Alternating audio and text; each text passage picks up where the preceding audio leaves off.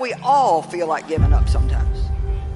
We all go through times where we feel like God is 1,000,000 miles away, but we don't have any idea what He's doing. When we're tired, when we're weary, when we think we just can't go on.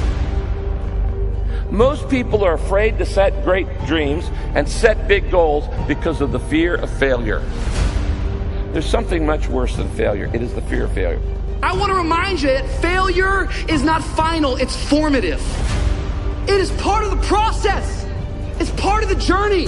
Your failure matters as much as your success. How do you think you're going to grow if you don't ever fail? Yet some of you have failed and you have decided, well, guess what? I'm a failure. No, failure is an event. It is never a person. I need you to make up in your mind that the only way you can lose is if you quit. I just need you to keep going. First, you cannot give up. When you enter into your long season, you've got to give it all you've got. When people go into a season of struggle, the first thing that they want to do is take a sabbatical. But whenever trouble comes, the only way that you can get through trouble is work your way through it. Make a declaration to yourself. Declare all-out war that you're going to get out of this rut. I suggest to you that if you are facing a challenge, don't stop. Stay busy. Work your plan. Don't confuse movement with progress. In order to achieve your goals, you must apply discipline, which you have already done, and consistency every day. You have to work at it. Every day, you have to plan. Every day. You've heard the saying, we don't plan to fail, we fail to plan.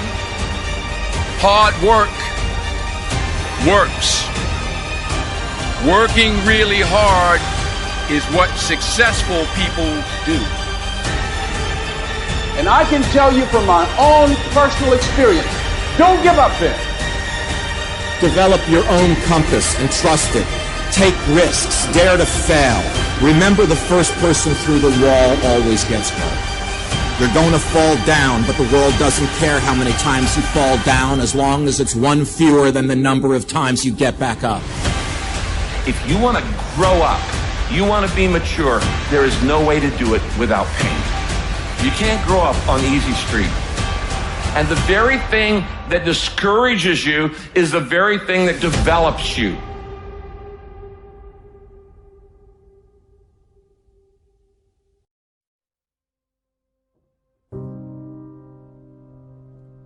Make one room in your house as beautiful as possible. That's what I'm writing about now. I talked a lot already about the necessity of cleaning your room, which is, in some sense a foolish piece of advice because it seems so obvious, but it's not obvious at all. And you'll find if you try it, especially if you're in a household that's not very functional, that you'll encounter obstacles that you couldn't imagine existed while you're trying to put your life in order. And you can take your surroundings beyond order and move towards beauty, and that's unbelievably useful because, well, beauty calls people to their higher being, I would say, and to make friends with beauty is to introduce yourself very carefully to one of the mysteries of life that make it worth living. Now, we teach things that are generally not taught in school, as I already have said, but I want to talk about another little factor. 90% of the visits to medical doctors are directly or indirectly related to stress. 90%. My stress level, and I face as many deadlines as anybody you know. It's always a book production, a class I'm teaching, a seminar I'm presenting, and each one of them requires time and concentration. Example, how many of you feel like I've made this talk before? Can I see your hand, please? Several hundred times. I made it yesterday. You know what I did between yesterday and today? I spent over 6 hours getting ready for today. You see, I think it would be arrogant if I thought I could stand up and spit it out just because I did it yesterday or hundreds of times. That's arrogance. When you respond to life instead of react to it, react is negative. You get sick, go to the doctor, she gives you a prescription, says, see me tomorrow. You walk in the next day, she said, uh-oh, it's not working.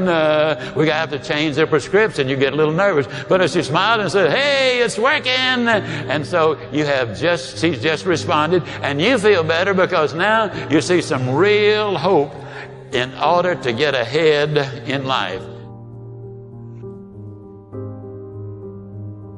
Make friends with people who want the best for you. And that's a meditation on my own childhood and adolescence to some degree. I had friends who wanted the best for me and friends who didn't. And, they were friends who,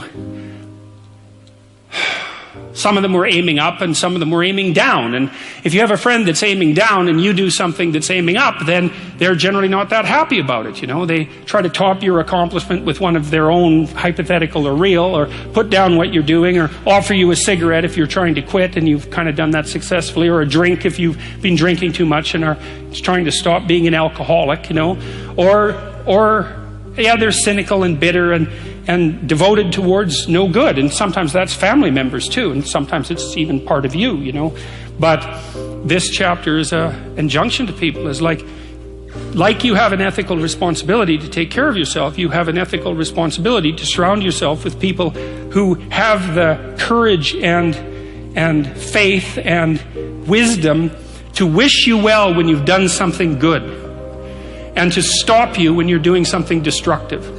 And if your friends aren't like that, then they're not your friends. And maintaining your friendships with them might not even be in their interest. And so it's a tricky argument to make, because I'm not saying, whenever anyone's in trouble, you should, push them into a ditch and then give them a couple of kicks. That's not the idea.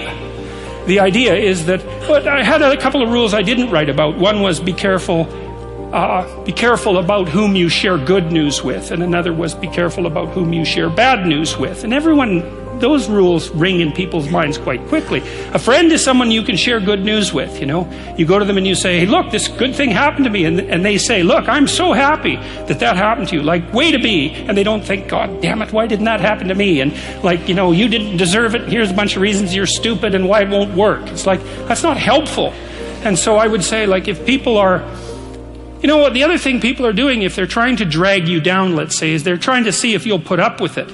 Because they have this idea that maybe life isn't worth living and things aren't good, and that if they can besmirch, let's say, to use an archaic term, something that's pristine and good, then they demonstrate to themselves that there is no true ideal and that there's no necessary reason to be responsible and to strive forward.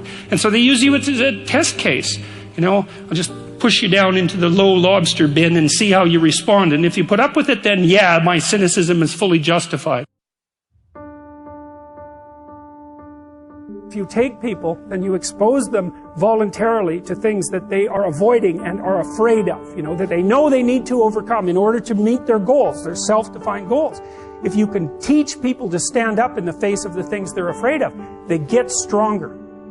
And you don't know what the upper limits to that are, because you might ask yourself, if for 10 years, if you didn't avoid doing what you knew you needed to do, by your own definitions, right, within the value structure that you've created, to the degree that you've done that, what would you be like?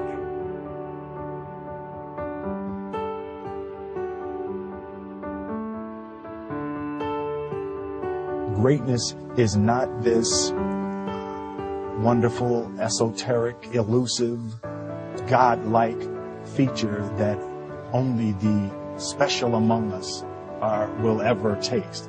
It's something that truly exists in all of us. It's very simple.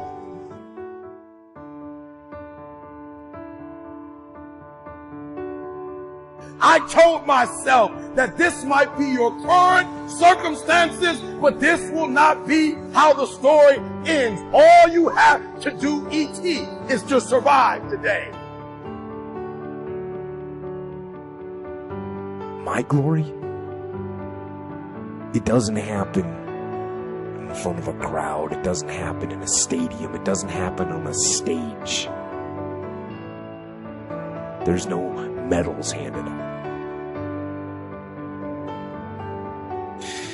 My glory happens in the darkness of the early morning, in solitude, alone,